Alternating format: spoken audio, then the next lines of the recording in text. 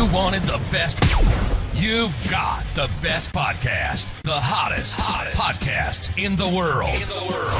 The Chris Voss Show, the preeminent podcast with guests so smart you may experience serious brain bleed. The CEOs, authors, thought leaders, visionaries, and motivators. Get ready. Strap yourself in. Keep your hands, arms, and legs inside the vehicle at all times, because you're about to go on a monster education roller coaster with your brain. Now, here's your host, Chris Voss. Hi, folks. Chris Voss here from thechrisvossshow.com. There you have it, thechrisvossshow.com. Who knew? It's another show. Welcome to the Chris Voss Show, folks. The place where we have the family that loves you but doesn't judge you, at least not as harshly as your wife does, because you left the milk out again and you didn't put it back in the fridge. Anyway, guys, as always, we're bringing the most smartest minds, the amazing authors, people all around the world who share their ideas, their concepts, their mindsets, and improve the quality of your life. And all we ask for you from the little Chris Voss Show after 15 years is, please, for the love of God, or for the show to your family or friends and relatives, go to goodreads.com/Chris Voss, linkedin.com/Chris Voss. Subscribe to the big 130,000 LinkedIn group, the LinkedIn newsletter. Go to TikTok on Chris Voss 1 and Chris Voss Facebook. Today we have an amazing multi-book, prolific author. She has written so many books, I couldn't even count them on Amazon. I don't have a calculator that goes high enough in numbers, evidently. So there you go. We have Jessie Q. Sutanto on the show with us today. She's written a multitude of books. Her latest book came out March 14th, 2023, called Vera Wong's Unsolicited Advice for Murderers. So for those of you wondering how to do the murdering, she might have some advice. Don't. The attorneys made me say that.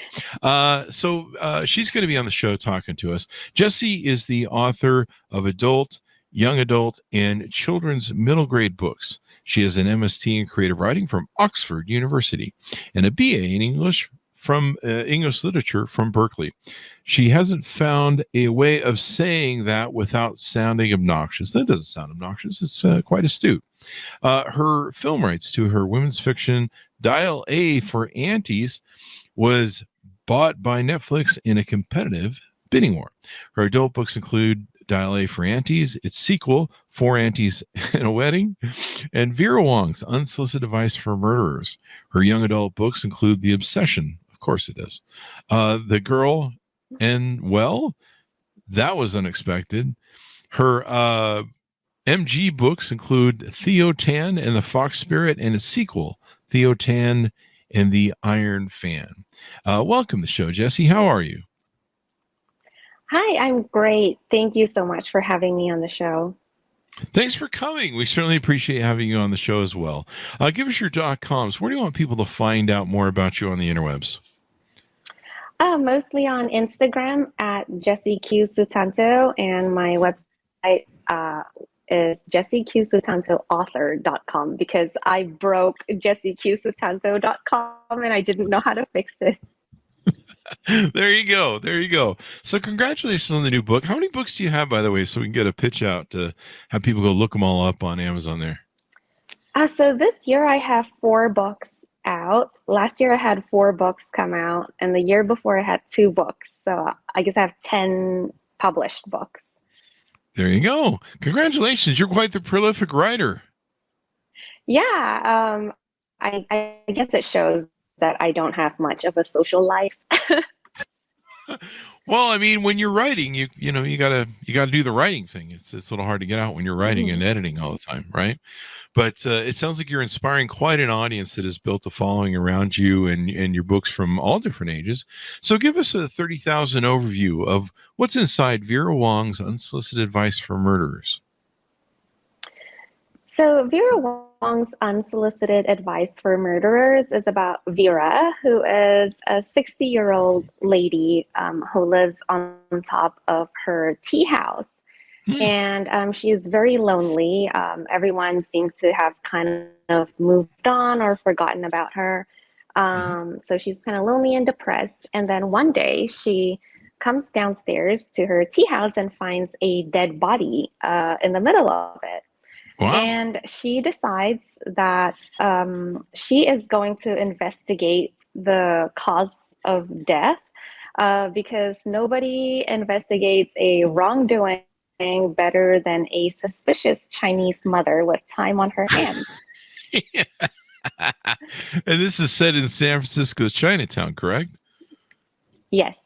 There you go. Yeah, those Chinese tiger moms. They're something else. Pretty fierce. So she finds, I guess, in his hand he has a flash drive.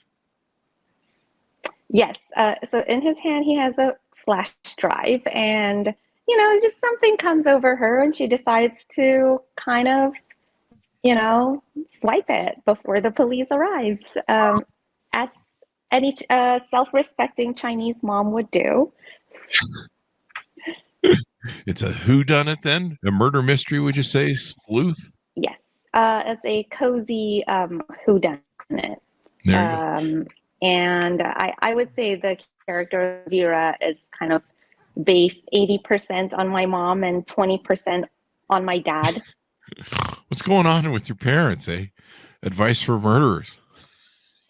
Well, yeah, just because they have like advice for everyone, Oh, I see. Okay. All right. Yeah, there you go. So with Vera Wong, has she appeared in any of your books before? Is this a new character? No, this is a new character, actually, but she feels very familiar because I've written about Chinese aunties before. And she's kind of all of like those aunties distilled into one character. It's interesting how the people in our lives and our experiences make up some of the characters that a lot of authors build when they build their novels. So I guess that's the spin on the unsolicited advice for murderers, and as she goes down the rabbit hole of solving the mystery. Yeah, pretty much.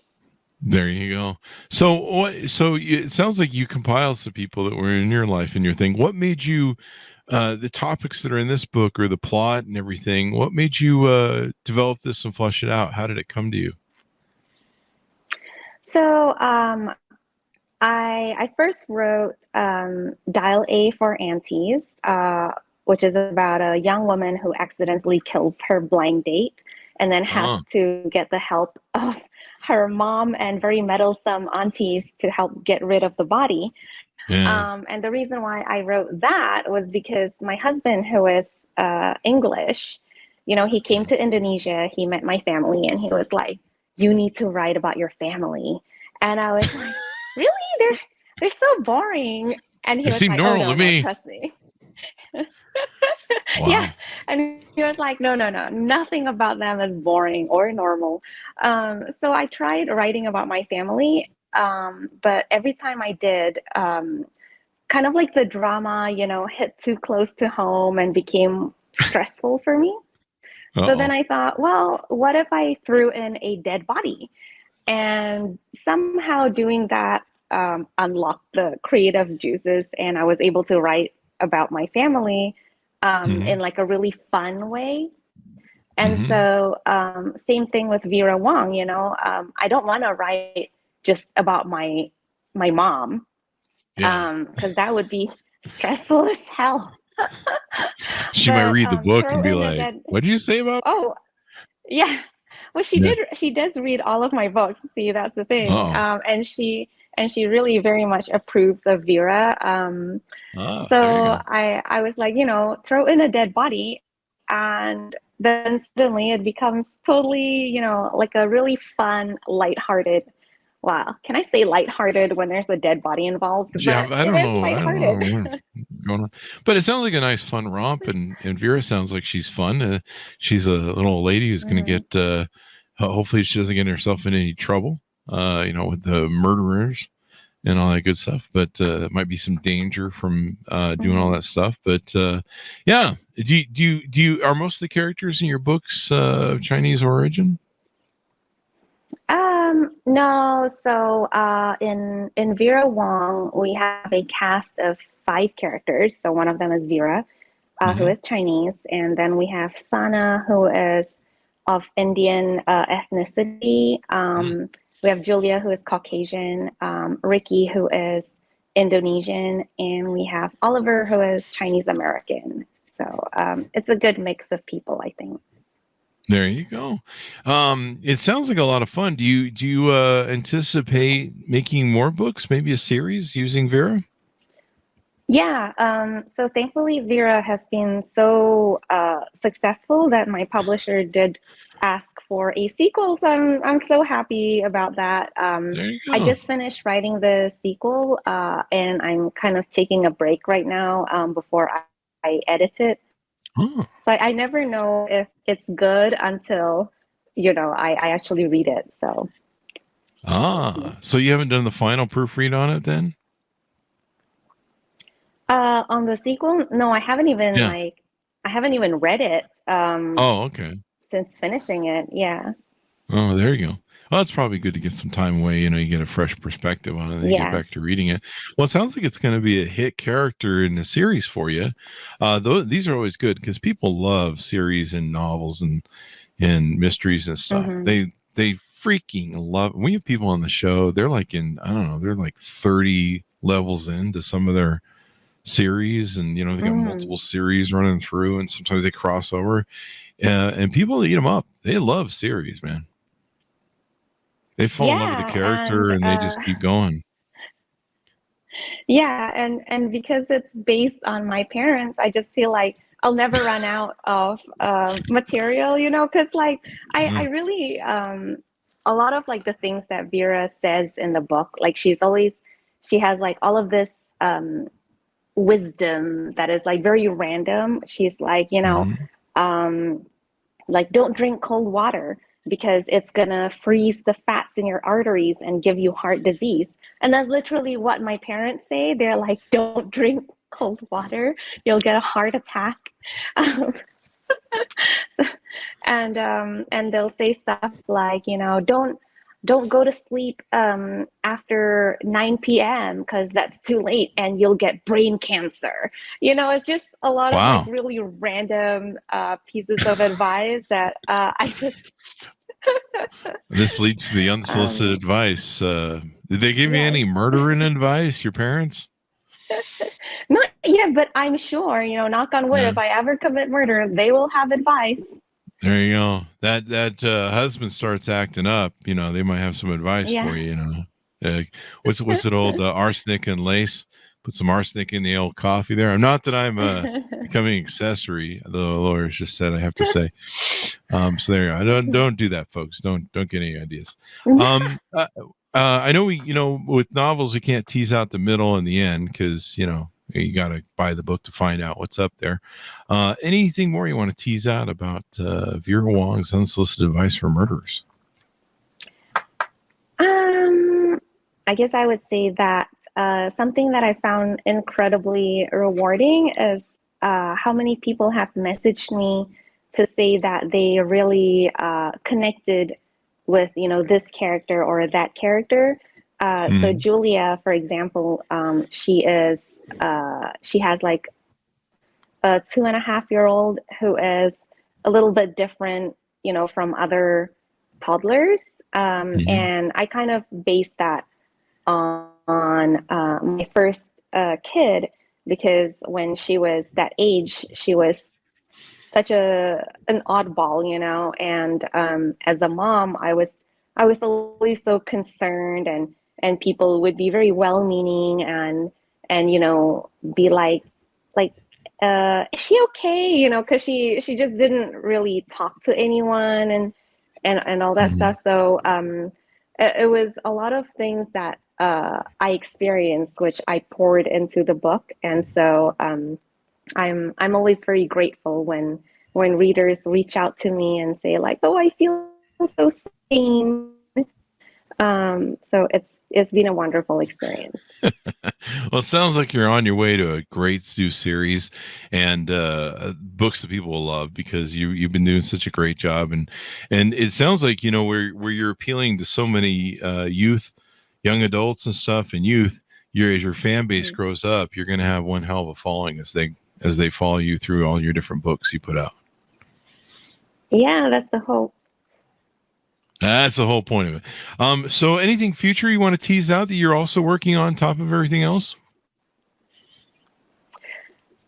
So I did have a really dark, twisted suspense come out in August. It's called yeah? "I'm Not Done with You Yet," and it's about it's about two writers who go to Oxford University and do the masters in creative writing like I did. So it was so fun looking back on my notes from Oxford, because I went like over 13 years ago, and I was like, oh my gosh, I had forgotten about this and that and this and that. Anyways, obviously one of them is a sociopath and becomes obsessed with the other, and kind of chases her down all the way to New York City, where very bad things happen. So I'm very excited about the story. Some friends and friendships are worth killing for, in this dark, twisty suspense novel by national best-selling author Jesse Sutanto. Jane isn't happy. That's always how it starts, right there. Jill and Jane, John and Jane go up the hill, whatever. I don't know. There's a nursery rhyme in there somewhere. But so you pull from this and rock and roll. Do you see any more maybe coming from this book? Maybe I'm Still Not Done With You Yet as a follow-up? I'll have to remember that title. Readers have been messaging me, asking me like if there will be a sequel. Right now, I don't have any plans yet for a sequel, but we'll see. Never say never. Is it a little bit like? I mean, I'm sure it's different, but is it a little bit? What was that one thing of the gal who rents the other young lady? White female, something or other. There was a movie on it, and it was about two gals. Single white. Single white. Yeah. Is it a bit like that? Maybe. People keep telling me that it is, but so I guess it is. Yeah.